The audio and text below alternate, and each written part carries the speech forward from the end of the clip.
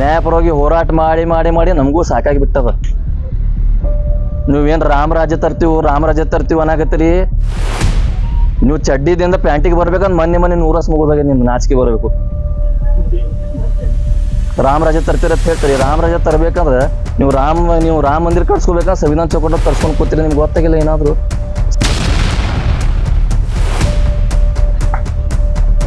ಇಲ್ಲಿದ್ದಂಥ ಶಾಸಕ ಒಂದು ಮಾತು ಹೇಳಿ ನನ್ನ ಮಾತನ್ನು ಮುಗಿಸ್ತೀನಿ. ಬಿಜಾಪುರ MLA ಬಸನಗೌಡ ಪಾಟೀಲ್ ಯತ್ನಾಳ್ ಇವತ್ತು ಸುಮ್ ಕೂತೀರಿ.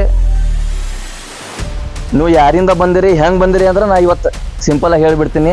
ಒಂದು ಮುಸ್ಲಿಂ ಸಮುದಾಯದ ತೊಬ್ಗಿ ಹಾಕೊಂಡು ಅವ್ರ ಮನೇಲಿ ಇದ್ದಂಥ ಬಿರಿಯಾನಿ ಭವನಿಂದ ಬಂದಿರು ನೆನಪಿಲ್ಲ ಮಾತಿನ ಇವತ್ತು. ಓಪನ್ ಹೇಳಕತ್ತೀವಿ, ನಮಗೂ ಮಿಕ್ಕಿಯದೀಗ. ಅಧ್ಯಕ್ಷರು ಹೇಳ್ದಂಗೆ ನಮ್ಮ ಭೀಮಾಪುರಿಗೆ ಒಂದು ತಲವಾರ್ಗಳು ಏನಾಯ್ತು ಜಂಗ್ ಹತ್ಲಾತಾವು, ಮತ್ತು ರೆಡಿ ಮಾಡುವಂಥ ಕೆಲಸ ಮಾಡಬೇಡ್ರಿ. ಓಪನ್ ಸ್ಟೇಟ್ಮೆಂಟ್ ಐತಿ ಇವತ್ತು. ಬಾಬಾ ಸಾಹೇಬ್ ವಿಷಯ ಬಂದಾಗ, ಸಂವಿಧಾನ ವಿಷಯ ಬಂದಾಗ, ನಮ್ಮ ಸಮಾಜ ವಿಷಯ ಬಂದಾಗ ನೀವು ಯಾರೂ ಉಳಿಯಂಗಿಲ್ಲ. ಇದಕ್ಕೆಲ್ಲ ನೇರ ಕಾರಣ ನಮ್ಮ ಹಿರಿಯರು ಹೇಳ್ದಂಗೆ ಈ ದೇಶದ ಪ್ರಧಾನಮಂತ್ರಿ ಮೋದಿಜಿಯವರು, ಅಮಿತ್ ಶಾ ಅವರು, ಈ RSSನ ಮೋಹನ್ ಭಗವತ್. ದಲಿತರ ಓಡಿಂದ ನೀವು ಆರಿಸಿ ಬರತ್ತೀರಿ. ಆದ್ರೆ ಬಾಬಾ ಸಾಹೇಬ್ ವಿಷಯ ಬಂದಾಗ, ಸಮುದಾಯ ವಿಷಯ ಬಂದಾಗ ಯಾರೂ ಹಿಂದೂ ಸಂಘಟನೆ ಅಥವಾ ಸನಾತನ ತಂದರು ಯಾರೂ ಧ್ವನಿ ಎತ್ತಾತಿಲ್ಲ. ಏನಾರ ನಿಮ್ಗೆ ತಿಂಡಿ ಇತ್ತಪ್ಪ, ಸಂವಿಧಾನ ಮೇಲೆ ತಿಂಡಿ ಇತ್ತು, ಬಾಬಾ ಸಾಹೇಬ್ ವಿಷಯಕ್ಕೆ ತಿಂಡಿ ಇತ್ತು ಅಂದ್ರೆ ನೇರವಾಗಿ ಹೇಳ್ರಿ, ಸಮಯ ಹೇಳ್ರಿ. ನೀವು ಯಾವ ಥರ ನಿಮಗೆ ಉತ್ತರ ಬೇಕು ಆ ಥರ ಉತ್ತರ ಕೊಡೋಕೆ ನಾವು ಎಲ್ಲರೂ ರೆಡಿಯಾಗಿ ನಿಮ್ಗೆ ಗೊತ್ತಿದ್ದೀವಿ. ಸಂಘಟನೆ ಎಲ್ಲ ಮುಖಂಡರಿಗೆ ಸ್ವಾಗತ ಕೋರುತ್ತಾ ನನ್ನ 2 ಮಾತನ್ನು ಹೇಳಿ ಮುಗಿಸ್ತೀನಿ. ಅಕ್ಟೋಬರ್ 6ನೇ ತಾರೀಕು chief justice of India BR Gavai ಸಾಹೇಬರು ಕೋರ್ಟ್ನಲ್ಲಿ ಒಂದು ಇನ್ವೆಸ್ಟಿಗೇಷನ್ ಎವಿಡೆನ್ಸ್ ನಡೆಯೋ ಟೈಮಿಗೆ ಒಬ್ಬ ಮನುವಾದಿ, ಗಾಂಡು ವಕೀಲು, ನಾಮರ್ದ ವಕೀಲು, ಸನಾತನೀಯ ಧರ್ಮದ ಒಬ್ಬ ಸಂವಿಧಾನ ವಿರೋಧಿ ವಕೀಲ ಏನು ಮಾಡ್ತಾನಪ್ಪ ಅಂದ್ರೆ ಜಡ್ಜ್ ಸಾಹೇಬರಿಗೆ ಶೂವನ್ನು ಎಸೆತಾನೆ. ಇದು ಇಡೀ ಭಾರತ ದೇಶದಲ್ಲಿ ಎಲ್ಲರೂ ನೋವಂದ ಮಾತೈತಿ. ನಿಮ್ಮ ಸನಾತನ ಧರ್ಮ ಬಗ್ಗೆ ಅವ್ರು ಏನು ವಿರೋಧ ಮಾಡಿದ್ರೆ, ಮತ್ತು ಎಷ್ಟೋ ಸನಾತನ ಸ್ವಾಮಿಗಳು ಅತ್ಯಾಚಾರ ಮಾಡುವಾಗ ನೀ ಯಾಕೆ ಚಪ್ಪಲಿಯನ್ನು ಎಸಲಿಲ್ಲ? ಎಷ್ಟೋ ಶಾಸಕರು ಸಂವಿಧಾನ ವಿರೋಧಕ್ಕೆ ಹೇಳಿದ್ರು, ಅವಾಗ ನೀವು ಶೂಸನ್ನು ಎಸೆಯಲಿಲ್ಲ. ಇಲ್ಲಿ ತಿಳ್ಕೊಳ್ಳೋದು ಏನೈತಪ್ಪ ಅಂದ್ರೆ, ಸನಾತನ ಧರ್ಮಕ್ಕಿಂತ ಒಬ್ಬ ಜಡ್ಜ್ ದಲಿತ ಸಮುದಾಯದ ಜಡ್ಜ್ ಅದಾರ ತಿಳಿ ನೀವು ಮೇನ್ ಪ್ರಾಬ್ಲಮ್ ಇದ್ದದ್ದು ಅದು ಐತಿ. ಇವ್ರು ಕಸಬರಿ ಕಟ್ಕೊಂಡು ತಿರ್ಗಾಡೋರು, ಗಟರ್ ಸಾಫ್ ಮಾಡೋರು ಇವತ್ತು ಜಡ್ಜ್ ಆಗ್ಯಾರ. ನಿಮಗೆ ಭಾಳ ನಿದ್ದಿಗಟ್ಟಿಸ್ಲಾಗ್ತದೆ ಇವತ್ತು.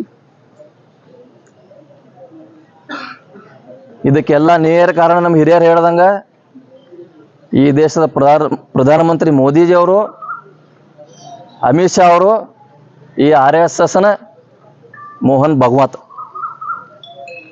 ಇದು ಎಲ್ಲ BJP ಅಜೆಂಡಾ ಐತಿ, RSS ಅಜೆಂಡಾ ಐತಿ. ಎಷ್ಟೋ ಮಂದಿ ಬಾಬಾ ಸಾಹೇಬ್ರ ಬಗ್ಗೆ ವಿಧಾನಸೌಧದಾಗ ಮಾತಾಡ್ತೀರಿ. ಸಂವಿಧಾನ ಇನ್ನೂ ಯಾರೂ ಓದ್ಕೊಂಡಿಲ್ಲ, ಕಾನೂನು ಇನ್ನೂ ಯಾರೂ ಓದ್ಕೊಂಡಿಲ್ಲ ಅಂತೇಳಿ ಇಲ್ಲಿದ್ದಂಥ MLA ಕೂಡ ಹೇಳ್ತಾನೆ. ಈ ಸಂದರ್ಭದಲ್ಲಿ ಯಾಕೆ ನೀವು ಸುಮ್ಮನೆ ಕೂತೀರಿ ಮನ್ಯಾಗ ನಮ್ಗೆ ಗೊತ್ತಾಗಲ್ಲ. ಅದು ನಿಮಗೆ ದಲಿತರು ಓಟ್ ಬೇಕು, ದಲಿತರ ಓಟಿಂದ ನೀವು ಆರಿಸಿ ಬರತ್ತೀರಿ. ಆದ್ರೆ ಬಾಬಾ ಸಾಹೇಬ್ ವಿಷಯ ಬಂದಾಗ, ಸಮುದಾಯ ವಿಷಯ ಬಂದಾಗ ಯಾರೂ ಹಿಂದೂ ಸಂಘಟನೆ ಅಥವಾ ಸನಾತನ ತಂದರು ಯಾರೂ ಧ್ವನಿ ಎತ್ತಾತಿಲ್ಲ. ಅದಕ್ಕೆ ಈ ದಲಿತ ಪರ ಸಂಘಟನೆ ವತಿಯಿಂದ ನಿಮ್ಗೆ ಎಚ್ಚರಿಕೆ ಐತಿ. ಏನಾರ ನಿಮ್ಗೆ ತಿಂಡಿ ಇತ್ತಪ್ಪ, ಸಂವಿಧಾನ ಮೇಲೆ ತಿಂಡಿ ಇತ್ತು, ಬಾಬಾ ಸಾಹೇಬ್ ವಿಷಯಕ್ಕೆ ತಿಂಡಿ ಇತ್ತು ಅಂದ್ರೆ ನೇರವಾಗಿ ಹೇಳ್ರಿ, ಸಮಯ ಹೇಳ್ರಿ. ನೀವು ಯಾವ ಥರ ನಿಮಗೆ ಉತ್ತರ ಬೇಕು ಆ ಥರ ಉತ್ತರ ಕೊಡೋಕೆ ನಾವು ಎಲ್ಲರೂ ರೆಡಿಯಾಗಿ ನಿಮ್ಗೆ ಗೊತ್ತಿರಲಿ. ನೀವು DSS ಬೇರೆ, ಭೀಮ್ ಆರ್ಮಿ ಬೇರೆ, ಅಂಬೇಡ್ಕರ್ ಸೇನಾ ಬೇರೆ ನೀವು ತಿಳ್ಕೊಳತ್ತಿರಲ್ಲ.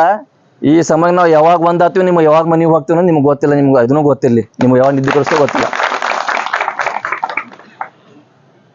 ಇಲ್ಲಿದ್ದಂಥ ಶಾಸಕ ಒಂದು ಮಾತು ಹೇಳಿ ನನ್ನ ಮಾತನ್ನು ಮುಗಿಸ್ತೀನಿ. ಬಿಜಾಪುರ MLA ಬಸನಗೌಡ ಪಾಟೀಲ್ ಯತ್ನಾಳ್ ನಮ್ಮ ಅಧ್ಯಕ್ಷರು ಅರ್ಧಕ್ಕೆ ಬಿಟ್ಟರು ಆ ಮಾತು. ಇವತ್ತು ಸುಮ್ ಕೂತೀರಿ. ನೀವು ಯಾರಿಂದ ಬಂದಿರಿ, ಹೆಂಗೆ ಬಂದಿರಿ ಅಂದ್ರೆ ನಾ ಇವತ್ತು ಸಿಂಪಲ್ ಆಗಿ ಹೇಳಿಬಿಡ್ತೀನಿ. ಒಂದು ಮುಸ್ಲಿಂ ಸಮುದಾಯದ ಟೊಬ್ಗಿ ಹಾಕೊಂಡು ಅವ್ರ ಮನೇಲಿ ಇದ್ದಂಥ ಬಿರಿಯಾನಿ ಭವನಿಂದ ಬಂದಿರು ನೆನಪಿಲ್ಲ ಮಾತಿನ ಹೇಳ್ತೀನಿ. ಅದಕ್ಕೆ ಇವ್ರಿಗೆ ಬರೀ ದಲಿತರು ಯಾವಾಗ ಬೇಕು, ಇಲೆಕ್ಷನ್ ಟೈಮ್ ಬೇಕು ಅಷ್ಟೇ. ಓದೋ ಟೈಮ್ ದಲಿತರು ಬೇಡ. ಇದು ಬರೀ ಚಾಲನೆ ಐತಿ. ಮುಂದೆ ನಿಮ್ಮ ನಿದ್ದೆ ಹೆಂಗೆ ಕೆಡಿಸ್ತು ಅನ್ನೋದು ನೀವು ನೋಡ್ರಿ. ನಾ ಆಲ್ರೆಡಿ ಹೇಳೇ ಬಿಟ್ಟಿನಿ. ಏನೋ ತಿಂಡಿ ಇತ್ತಂದ್ರೆ ನಮ್ಗೆ ಹೇಳಿಕೆಸಿನ್ ಮಾಡ್ರಿ. ಓಪನ್ ಹೇಳಕತ್ತೀವಿ. ನಮಗೂ ಮಿಕ್ಕಿಯದೀಗ ಅಧ್ಯಕ್ಷರು ಹೇಳ್ದಂಗೆ ನಮ್ಮ ಭೀಮಾ ಕೊರೆಗೆ ಒಂದು ತಲ್ವಾರ್ಗಳು ಏನಾಯ್ತು ಜಂಗ್ ಹತ್ಲಾತಾವು. ಮತ್ತು ಅವ್ರು ರೆಡಿ ಮಾಡುವಂಥ ಕೆಲಸ ಮಾಡಬೇಡ್ರಿ. ಒಬ್ಬ ರಿಟೈರ್ಡ್ IPS ಆಫೀಸರ್ ಇವ್ರ ಧೈರ್ಯನು ಮೆಚ್ಚಿದ್ರಿ ಅಂದಕ್ಕೆ ಇವ್ನಿಗೆ ಕಮೆಂಟ್ಸ್ ಹಾಕ್ತೀರಿ. ನಿಮ್ಮ ಅಪ್ಪ ಏನವ ಕಮೆಂಟ್ಸ್ ಹಾಕ್ಲಕ್ಕ? ಇವತ್ತು ಇಡೀ DC ಆಫೀಸ್ ಮುಂದೆ ನಿಂತು ಹೇಳ್ತೀನಿ, ಇವ IPS ಇದು RS ಹೊಸ ಮುಖವಾಡ ರೆಡಿ ಆಗತ್ತೆ ಕರ್ನಾಟಕದ. ನಿಮ್ಗೆ ಗೊತ್ತಿರ್ಲಿದ್ದು ಎಲ್ಲರಿಗೆ.